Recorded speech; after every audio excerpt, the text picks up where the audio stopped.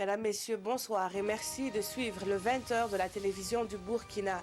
À la une de l'actualité ce soir, les chefs de circonscriptions administratives face à leur rôle dans le contexte sécuritaire actuel. Le chef du gouvernement lui-même dirige la conférence Grandeur Nature qui réunit près de 400 participants que sont les gouverneurs de région, les hauts commissaires, les préfets ainsi que les secrétaires généraux de province. Ce soir, nous parlerons également d'un événement qui draine du beau monde dans la ville de Sia. La capitale économique du Burkina accueille la 15e édition de la Semaine numérique. Occasion pour nous de vous faire découvrir des geeks qui donnent vie à leur imagination. Vous serez certainement éblouis par l'un d'eux qui assemble les drones et par un autre qui propose des solutions adaptées au contexte burkinabé. Mais avant de la campagne nationale de vaccination, il en sera question dans une dizaine de minutes avec un invité. Le directeur général de la santé publique nous situe sur les enjeux de cette opération d'envergure qui va toucher plusieurs enfants sur toute l'étendue du territoire national. Dans le viseur, l'élimination de la rougeole et de la rubéole d'ici 2020. Bienvenue à tous et ravis de vous retrouver sur la télévision du Burkina. Ils étaient tous présents ce matin à Ouagadougou pour la conférence des chefs de circonscriptions administratives, les gouverneurs de région, les hauts commissaires, les préfets, mais aussi les secrétaires généraux de province, tous particulièrement concernés par les défis sécuritaires du Burkina. Face au Premier ministre, ces administrateurs territoriaux ont exposé les faits, mais également leur lecture des situations administratives et sécuritaires de leur circonscription. Les enjeux de cette rencontre avec Pawadrogo Jean Zongo et Caroline Ouaré. La grand-messe annuelle des gouverneurs, des secrétaires généraux de province, des hauts commissaires et des préfets a des connotations de conseil de guerre. Situation sécuritaire oblige, le Premier ministre en personne préside la rencontre. Et le ton est ferme. Face aux défis sécuritaires, il y a urgence à revoir les contributions de ces hommes et femmes, dépositaires de l'autorité de l'État dans les confins du Faso. Appel à la responsabilité, à la sécurité, à la rigueur, au respect de l'uniforme d'administrateur de circonscription.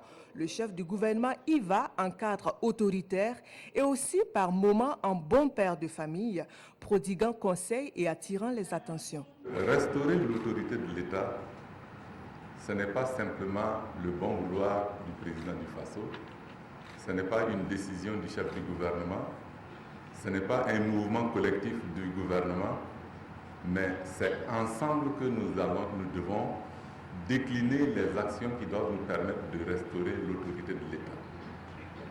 La restauration de l'autorité de l'État, c'est un mouvement d'ensemble de chacun de nous. Et vous, dans vos lieux de travail, dans vos services, dans vos localités, vous partagez la responsabilité avec le gouvernement pour la restauration de l'autorité de l'État. Au chapitre des besoins, le chef du gouvernement note la nécessité de renforcer la collaboration entre administrateurs de circonscription et les forces de défense et de sécurité dans la collecte des informations, l'accélération du processus de recrutement des volontaires contre le terrorisme lancé par le chef de l'État, la dotation en fonds de souveraineté aux responsables des collectivités territoriales. Ce sont des propositions qui nous réconfortent et qui nous encouragent à aller plus de l'avant. Nous espérons qu'au moins en 2020, beaucoup de choses vont être mises sur pied pour permettre vraiment la prise totale de nos responsabilités devant nos missions. Assurer la permanence et la continuité de l'État au prix de l'engagement et le dévouement de tous. Le message est donc passé. Ragayadi par 2 heures d'échange direct avec le chef du gouvernement et leur ministre de tutelle. Les chefs de circonscription repartent dès la fin de la rencontre à leur tâche. Pendant ce temps, les portes du Forum international de Dakar sur la paix et la sécurité se referment sur une note d'espoir. La participation du Burkina Faso s'est ressentie à travers la présence effective d'officiers militaires. Les réflexions qui ont porté sur de nouvelles approches pour la sécurité en Afrique passent aussi par la prévention de l'extrémisme violent. Une communication a été faite en ce sens. Suivons ensemble le compte-rendu de Vincent Kendrebeogo. Quelle politique mise en place pour prévenir l'extrémisme violent tant au plan national que local? L'ex-gouverneur de la région de l'Est partage ici l'expérience du Burkina Faso. Au niveau du gouvernement burkinabé, un certain nombre de mesures ont été prises. J'ai cité quelques-unes d'entre elles, notamment la dynamique de la révision de certains textes fondamentaux, tels que le code pénal, la révision de la politique de défense et l'élaboration de la stratégie de sécurité intérieure. Sans oublier les cadres de dialogue entre la société civile et les pouvoirs publics. Plusieurs personnalités politiques, diplomatiques et militaires participent à ces discussions qui ont lieu en marge du sommet de Dakar sur la paix et la sécurité en Afrique. C'était pour nous le lieu de venir participer aux discussions, aux débats, pour essayer effectivement d'apporter notre contribution sur la réflexion stratégique. En tant que secrétaire général de la Défense nationale du Burkina Faso, effectivement, nous sommes interpellés sur ce sujet, donc de la sécurité collective et aussi surtout de la participation des organes sous-régionaux à notre sécurité. Et c'est le multilatéralisme tant prôné à ce forum pour des actions plus efficaces en faveur de la paix et de la sécurité qui manque à une bonne partie du continent. Retour au Burkina avec cette interrogation. Comment aider les collectivités locales à générer des ressources fiscales dans le but de financer les investissements au profit des populations? À Manga, dans la région du centre-sud, les maires portent la réflexion à la faveur des journées de la commune. En 72 heures, les 351 bourgmestres du Burkina se lancent le pari de dégager des pistes de solutions pour un développement local plus abouti. On en sait plus avec Gérard Sommet et Estelle Judith Sokba. Manga déroule les tapis rouges aux 351 maires des communes du Burkina Faso à l'occasion des 16e journées de la commune. Un rendez-vous annuel où les bourgmestres de l'ensemble du pays sont conviés à mesurer le chemin parcouru et à s'interroger sur les enjeux et défis actuels pour mieux se projeter dans le futur. Et le défi pressant ici pour ces élus est la question de mobilisation des ressources fiscales pour assurer un développement véritable. Les enjeux de cette journée, c'est de voir quel est le rôle des acteurs locaux que nous sommes dans la collecte de cette fiscalité-là. Et également établir un dialogue constructif entre nous et les services déconcentrés. À cette réflexion de recherche de ressources fiscales, ils sont soutenus par des partenaires, l'Union des villes et communes de Côte d'Ivoire et l'Assemblée nationale. Il faut que nous puissions réfléchir pour qu'ensemble nous puissions trouver les voies et moyens pour permettre aux communautés à la base de pouvoir se développer. Et également, regarder dans la mesure du possible comment faire pour permettre en tout cas le transfert effectif que le gouvernement doit pouvoir faire au niveau de ses collectivités locales. Et c'est d'ailleurs la raison pour laquelle que notre Assemblée, dans son plan stratégique, nous avons pris l'engagement d'organiser un forum courant premier trimestre 2020 afin qu'ensemble, avec les différents acteurs, que ce soit les élus locaux, les élus nationaux et le gouvernement, que nous puissions regarder là où ça ne va pas, là où nous devons redresser pour qu'ensemble nous puissions aller dans la même direction. Le clou de ces journées sera la rencontre entre les élus et le gouvernement prévue ce samedi. Une rencontre où est attendue des propositions innovantes qui permettront la prise de mesures concrètes susceptibles d'améliorer l'efficacité de l'action des conseils municipaux. On en vient à la campagne nationale de vaccination lancée ce 22 novembre. Elle met en œuvre le plan national d'élimination de la rougeole élaboré pour la période 2012-2020. Cette campagne vient en renfort pour consolider les acquis déjà engrangés. Les enfants âgés de 9 à 59 mois sont concernés par cette vaccination qui va s'étendre dans les quatre coins du pays. L'Organisation mondiale de la santé est aux côtés du Burkina, comme nous le montre ce reportage de Amadou Ilboudo avec Olopoda. C'est parti pour la campagne nationale de vaccination contre la rougeole et la rubéole. Une campagne prévue se tenir du 22 au 28 novembre 2019. Elle concerne tous les enfants âgés de 9 mois à 5 ans dans les différents districts sanitaires. c'est une campagne qui vise à pouvoir administrer une dose supplémentaire aux enfants afin de renforcer leur immunité. Et pour cette campagne, les équipes sont organisées autour de 2000 pour pouvoir vacciner la cible au sein des formations sanitaires, mais également en stratégie avancée au sein de la communauté sur des sites qui sont fixes où la population sera informée afin qu'elle puisse se déplacer dans ces sites qui seront les plus proches possibles des populations. À travers cette campagne de vaccination qui se veut nationale, le ministère en charge de la santé souhaite impliquer tout le monde, à savoir les autorités politiques et administratives, les leaders coutumiers et religieux. Alors c'est un lancement qui se fait dans les zones non loties et c'est très important de venir dans ces zones-là et de mettre en valeur le travail qui est fait par le staff médical dans ces zones-là, parce que ce sont souvent des zones un peu délaissées par les services sociaux en général.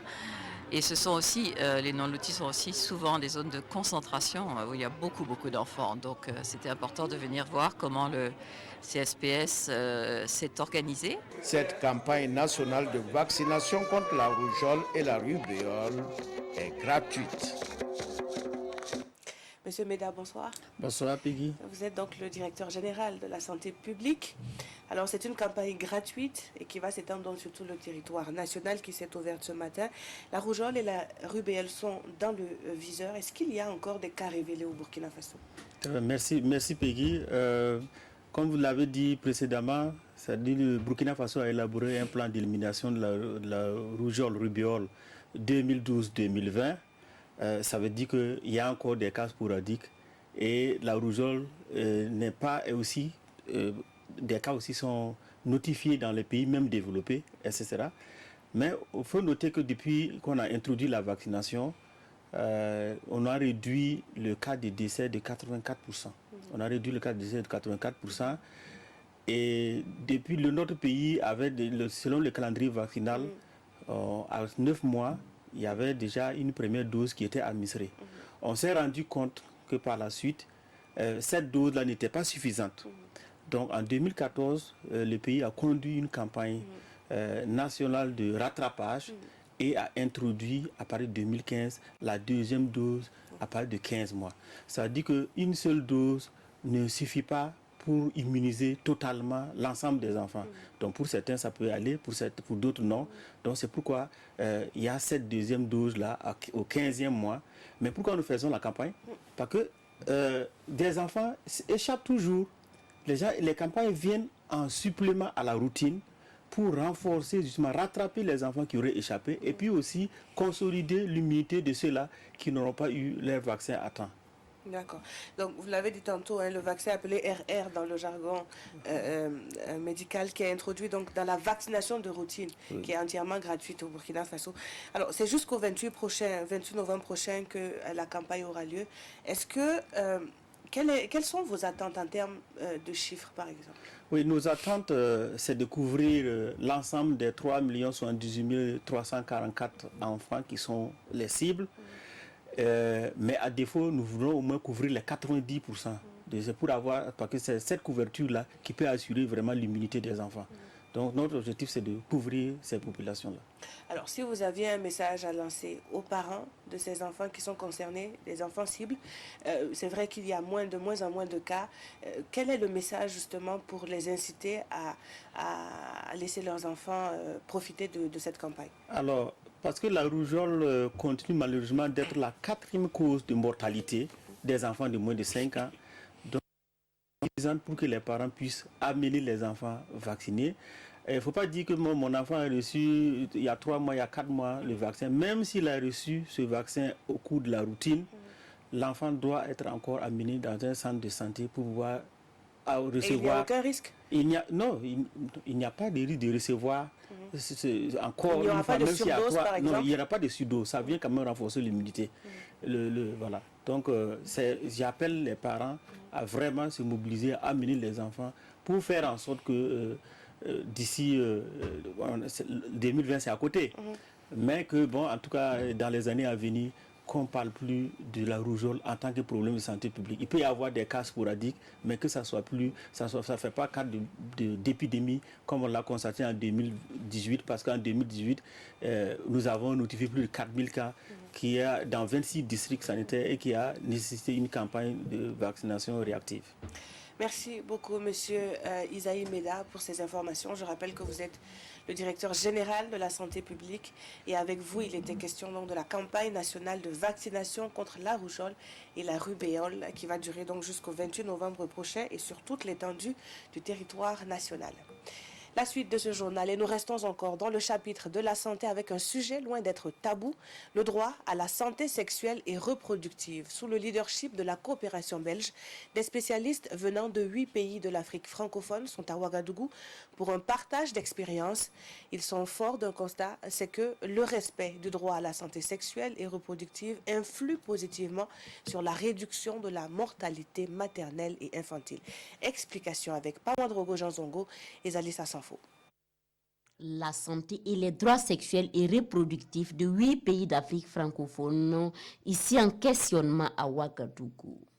Ces participants sont chargés de trouver des réponses adéquates pour promouvoir ces droits, gage d'une bonne santé physique et morale. Il y a la planification familiale, il y a l'assistance aux soins des femmes enceintes et des femmes avec les bébés. Mais donc c'est le tout qui est important dans ce sens-là. L'initiative est de l'Agence belge pour le développement. Et le Burkina Faso, qui dit déjà être engagé dans cette voie, entend saisir cette opportunité pour mieux affiner sa stratégie dans ce domaine. Nous développons déjà une approche de gratuité de la planification familiale, bien que c'est une approche pour le moment et pilote avec 2 régions. Nous comptons d'ici la fin de l'année aller vers la gratuité totale. Et au-delà de cela, depuis plus de 4 ans, il y a la politique de gratuité des soins offerts aux femmes enceintes, mais également aux nouveau-nés, ainsi qu'aux enfants de moins de 5 ans. Et cette intervention, ce projet assez innovant, avec des interventions en termes d'information pour le large public, en particulier les jeunes et les adolescents. Cette séance de partage d'expérience va durer 3 jours. Quant au projet, il prendra 5 années. 5 années d'espoir pour réduire la mortalité maternelle et infantile, mais aussi les violences sexuelles. Tout autre chose à présent avec cette promesse tenue. Il faut remonter au 26 octobre dernier. Les organisateurs du grand rassemblement du sursaut patriotique pour l'unité nationale et le soutien aux forces de défense et de sécurité s'engageaient alors à injecter la somme de 5 millions de francs CFA dans le fonds d'assistance judiciaire. Dans l'après-midi d'hier, les responsables de ce fonds sont entrés en possession de la contribution qui a pour but de rendre la justice plus accessible et plus équitable. Salif Oubelem avec Olopoda pour le reportage. 5 millions de francs CFA pour accompagner le fonds d'assistance judiciaire dans sa mission de soulager les personnes vulnérables qui, par manque de ressources financières, n'arrivent pas à faire valoir leurs droits devant les juridictions.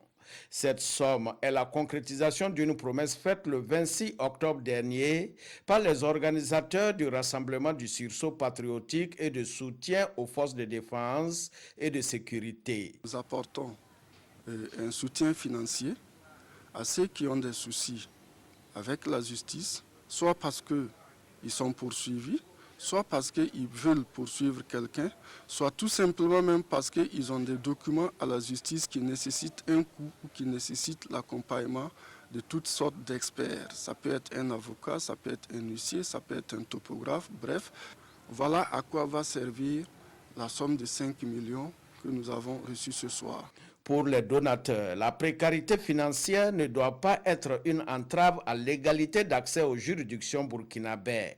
Et loin d'être une simple contribution, ce geste sonne comme une invite au pouvoir public, aux partenaires et aux citoyens burkinabés dans l'objectif de renforcer les capacités opérationnelles du fonds.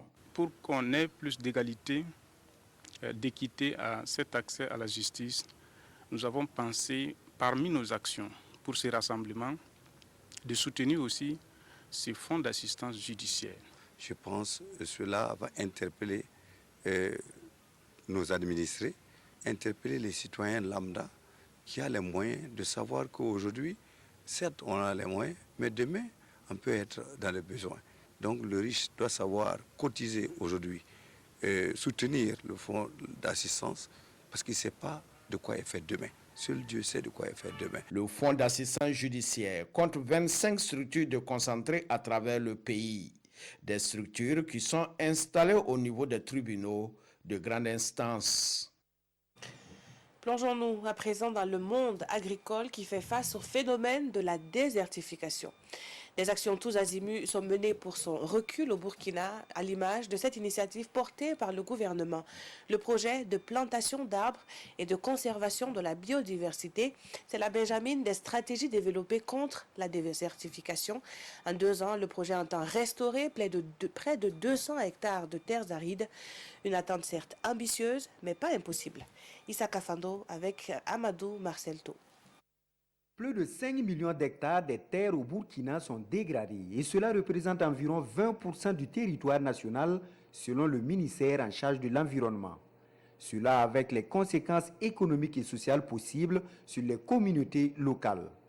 En réaction, le projet plantation d'arbres pour promouvoir la restauration des terres voit le jour. Le projet pour lequel le lancement a été fait ce matin consiste à reboiser les terres dégradées au Burkina Faso avec une composante conservation de la biodiversité et des moyens de subsistance pour les communautés locales. Financé par le service sud-coréen des forêts à hauteur de 40 millions de francs CFA, ce projet entend obtenir des avancées significatives dans la lutte contre la désertification. Une lutte déjà enclenchée par le gouvernement et ses partenaires. Aujourd'hui, la question des changements climatiques est une question centrale, une question mondiale. Et notre engagement à ce niveau est de 5 millions d'hectares pour d'ici 2030. Et ce qui fait que chaque année, nous devons faire un effort pour récupérer au moins 470 000 hectares. Ce qui nous permettra d'être à un niveau zéro dans l'évolution des superficies dégradées. Pour l'instant, ce projet est à une phase pilote de 2 ans et concerne les provinces du Boulgou, de la Comoé et de l'Ubritenga. Il vise par ailleurs à promouvoir 4 espèces d'arbres, le néré, le karité, le tamarinier et le balanite.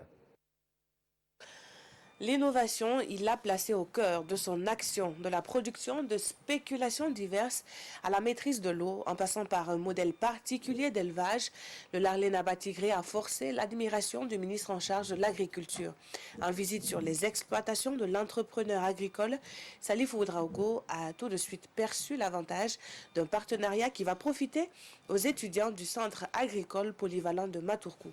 Visite guidée de Salif Oubelem et Olopoda. Le ministre de l'Agriculture et des Aménagements hydro-agricoles sur les réalisations du Larlé Naba Tigré. Ce champion national de la nutrition exploite dans la zone de Dapelgo plus de 140 hectares. Sur ces superficies, le promoteur de la ferme Burkina Sompagnemdi déploie une approche intégrée et diversifiée de production avec un modèle d'exploitation agricole performante basé sur la maîtrise de l'eau. Un laboratoire de bonnes pratiques agricoles, apicoles et avicoles qui édifie autant qu'il fascine par son potentiel productif. C'est pour pouvoir vraiment voir ce qui se passe ici et nous en inspirer. Parce que vous voyez que c'est un modèle intégré qui prend en compte l'arboriculture, qui prend en compte les produits forestiers non lieux, qui prend en compte la production halieutique, qui prend en compte la production agricole. Nous sommes venus aussi à voir une réalisation du ministère qui est un magasin de stockage. Et ce magasin de stockage, nous sommes en train de voir avec les Larlés pour qu'ici, ils puissent mettre en place un système de warrantage. Il était bon qu'il y ait un partenariat, une convention entre cette ferme-là et par exemple Matourkou. Et là, on va voir des stagiaires qui vont venir ici.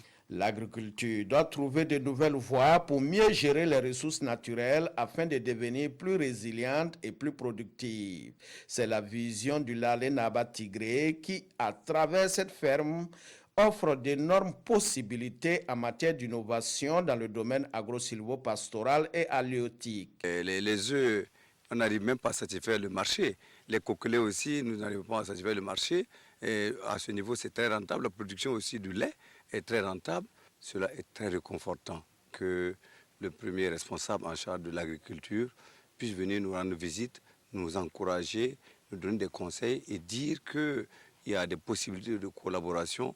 Cela montre qu'effectivement, nous avons fait du travail utile sur cette ferme. Honoré de cette visite du ministre en charge de l'agriculture, le Lalé Naba dit être disposé à partager son savoir-faire et d'en recevoir davantage des autres. Question de rompre avec le cycle de l'insécurité alimentaire et de lutter contre la pauvreté. Dans la suite de ce journal, allons feuilleter les pages de la philo. La conférence inaugurale de la Foire internationale du livre de Ouagadougou a été animée par un homme de lettres, de droit et un politique, à la personne du professeur Laurent Bado. Comme dans un amphithéâtre, il a su captiver son assemblée composée d'écrivains, d'étudiants et autres acteurs littéraires. Les écrivains et les intellectuels africains ont le devoir d'écrire selon le professeur. La suite dans ce compte-rendu de Paul-David Bambara et Abdelaziz Yagibou. L'écrivain, je dois voir ce qui est bien chez moi et le défendre par ma parole, par mes écrits. D'un ton dur, critique mais instructif, professeur Laurent Bado lève un coin du voile sur les fondamentaux d'une cohésion sociale solide. L'application et le respect de la loi, la justice, l'égalité ou le partage des richesses sont pour lui les principes de base qui doivent guider le comportement des citoyens des pays africains, dont le Burkina. S'appuyant sur ses fondamentaux, mais aussi sur son vécu et ses expériences d'enseignant en droit constitutionnel, d'écrivain et d'homme politique, professeur Bado appelle l'élite africaine à partager les idées au moyen de l'écriture. Mais une écriture qui ne soit pas en conflit avec les valeurs positives de la société africaine. C'est très important que quand vous êtes un écrivain dans un pays africain, non seulement vous avez la responsabilité de parler, d'écrire, parler à temps et à contre-temps, c'est normal, il faut apporter la bonne nouvelle, mais aussi, attention, parler dans le sens des valeurs positives, ah oui, mais parler dans le sens des valeurs positives de ton peuple. On ne t'a pas dit d'aller prendre les santé des Européens, venir chez nous? Non, pas du tout. Intellectuel et écrivain africain à vos plumes pour une diffusion utile de la pensée et des points de vue. L'homme de lettres, le docteur Dramane Konaté, joint sa voix à celle du conférencier du jour pour porter loin l'écho de cet appel.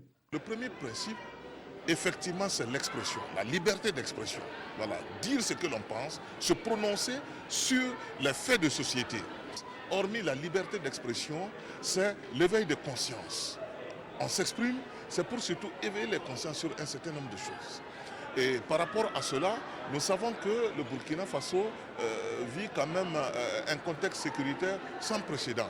Et qu'est-ce que cela peut, ou d'une façon ou d'une autre, comment cela transparaît dans nos œuvres, dans nos productions littéraires et documentaires.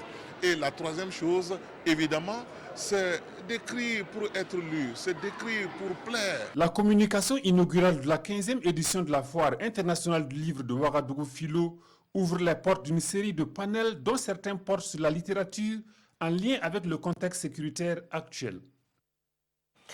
Et le 15 également pour une autre édition qui se tient cette fois à Bobo-Dioulasso. La semaine du numérique donne l'occasion d'informer sur les services électroniques au Burkina. Elle est saisie par l'autorité de régulation des communications électroniques et des postes qui a offert un cadre d'échange aux acteurs. Qu'est-ce qui est fait pour offrir aux Burkinabés un service de qualité et à un coût raisonnable? Réponse avec Hassan Gourabou et Rachid Savadogo. Membre de l'autorité de régulation des communications électroniques et des postes ARCEP, représentant d'opérateurs de téléphonie mobile, du gouvernement et des associations des consommateurs, tous sur ce présidium. Chacun pour parler du champ d'action de son entité en matière de qualité des services électroniques. Les différents messages sont destinés particulièrement à ce public et à la population burkinabé en général. C'est une tribune qui a été encore une fois de plus offerte pour effectivement discuter donc entre consommateurs et régulateurs et les opérateurs. Il faut multiplier, donc il faut démultiplier donc ces occasions-là pour que le consommateur prenne donc son rôle, d'interpellateur donc en main pour effectivement permettre donc aux opérateurs d'améliorer continuellement la qualité des services de communication électronique.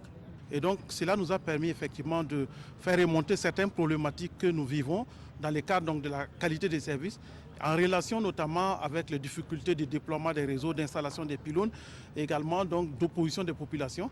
Et je pense que l'ensemble des participants ont pu peut-être, certains pour la première fois, comprendre certaines difficultés rencontrées par les opérateurs. Cette conférence publique est une initiative de l'ARCEP. Elle se tient dans le cadre de la semaine du numérique. Il s'agissait justement de créer cette plateforme où, ensemble avec l'ensemble des différents acteurs de l'écosystème qui jouent sur la qualité des services, nous puissions faire le point et donc ensemble arriver à nous comprendre sur un certain nombre de problématiques et d'actions à mettre en place pour véritablement soutenir cette transformation numérique de notre économie et de la société. La responsabilité de l'ARCEP en matière de qualité de service des réseaux, c'est le thème au cœur des échanges. À l'issue de la rencontre, tous les acteurs sont unanimes que des efforts sont faits pour satisfaire la population burkinabé. Mais il faut encore travailler davantage car beaucoup reste à faire. Et on ne peut évoquer le numérique sans parler d'Internet. La toile qui nous relie au monde est quasi indispensable pour plus d'un. Les 3 millions d'abonnés au Burkina ne sont pas toujours satisfaits du débit et des coûts liés à l'utilisation d'Internet. C'est ce qui ressort d'un constat fait sur place à Bobo Dioulasso, Karim Ilboudo et Amadou Lougué pour le reportage. Aujourd'hui de se séparer de son téléphone. L'avènement de l'Internet a bouleversé nos habitudes. Chez les jeunes comme chez les seniors, le nombre d'abonnés à Internet se compte par millions dans les services des opérateurs téléphoniques. Dans le parc d'Amonier, on a à peu près plus de 2 millions de clients mobiles donc, qui mensuellement utilisent les connexions Onatel donc, pour naviguer, pour ouvrir les pages web et pour être interconnectés au reste du monde. Les Burkinabés dépensent donc assez d'argent pour se connecter à Internet. Mais sont-ils vraiment satisfaits de la qualité des services que leur offrent les différents opérateurs téléphoniques? C'est stable, c'est pas stable. Souvent, tu te connectes, la connexion devient bizarre, ça se coupe, en temps ça revient. Et je me connecte à partir de minuit jusqu'au matin. Voilà, pour pouvoir bien travailler avec mes logiciels. Voilà, ça va de... La journée, c'est pas facile. À quand le très haut débit au Burkina Faso? Malgré l'avènement de la 4G, il y a encore du travail à faire. Lorsque vous avez donc un petit rayon et qu'il y a beaucoup de consommateurs, forcément la qualité de service va se retrouver dégradée. Même si on augmentait donc la capacité, s'il se trouve qu'il y a beaucoup de gens au même moment, c'est sûr que la connectivité et la qualité va se retrouver affectées. Pour les opérateurs, des efforts sont toujours déployés pour offrir des services de qualité à la clientèle. La fibre optique aujourd'hui offre une connexion au débit illimitée pour les entreprises. Faites-en l'expérience et vous verrez que la connexion donnée par la fibre optique est une connexion que les entreprises utilisent. Environ 3 millions de Burkinabés sont chaque jour connectés à Internet et consomment en moyenne 75 000 gigas par jour. Je vous le disais en titre, des idées innovantes qui prennent vie, on en trouve au Burkina. Pour ceux qui veulent s'en convaincre, la semaine du numérique offre un espace où ils sont exposés dans la ville de Sia. Il y en a 2 qui ont retenu l'attention de nos reporters. Ce vendredi, l'un conçoit des drones et l'autre adapte ces drones, venus d'ailleurs au contexte burkinabé. Démystification de ce petit appareil volant et multifonctionnel avec Hassan Gourabou et Karim Sissé. Des drones made in Burkina, on en a rencontré à cette 15e édition de la Semaine du numérique. Et ce jeune burkinabé est l'un des concepteurs de ces appareils. Des drones dont la plupart des pièces ont été fabriquées ici au Faso, excepté les ordinateurs de bord et les moteurs. Ils sont efficaces dans la transmission des images et ont une autonomie plus performante. Il y a 2 sortes de drones que nous avons fabriqués, notamment un drone à voilure fixe avec décollage vertical et un drone quadricoptère. Nous avons un drone qui a par défaut un seul moteur, donc nous l'avons modifié pour avoir 4 moteurs pour qu'il puisse décoller verticalement. Donc toutes ces modifications ont été apportées par nous et les logiciels à bord également ont été codés par nous. Ces drones ne sont pas pour l'instant sur le marché. Ils sont en phase d'expérimentation. Nous sommes à la phase de prototypage qui consiste à développer le premier modèle, le tester, connaître ses limites et ses forces et ses faiblesses et pouvoir l'améliorer au fur et à mesure. À côté de ces jeunes, d'autres se sont spécialisés dans le domaine de la sécurité informatique. Ils ont conçu des applications de surveillance et de lutte contre la cybercriminalité. Voilà, donc nous accompagnons les sociétés à mettre en place des politiques de sécurité et aussi à déployer des solutions de sécurité comme les pare-feux dans leur système informatique. Maintenant, après, nous avons d'autres solutions dans le domaine des réseaux et télécoms. Et on fait aussi du développement sur mesure. Et nous faisons de la surveillance aérienne, donc la surveillance par drone des infrastructures routières, des infrastructures ferroviaires. Ici, il n'est pas question de concevoir des drones, mais plutôt de travailler à adapter les drones aux besoins des utilisateurs. Nous avons acquis un drone sur lequel nous sommes en train de travailler actuellement à mettre en place des applications qui vont nous permettre de pouvoir contrôler et récupérer les images, les contrôler et même les analyser. L'ingéniosité de ces jeunes force l'admiration de plus d'un.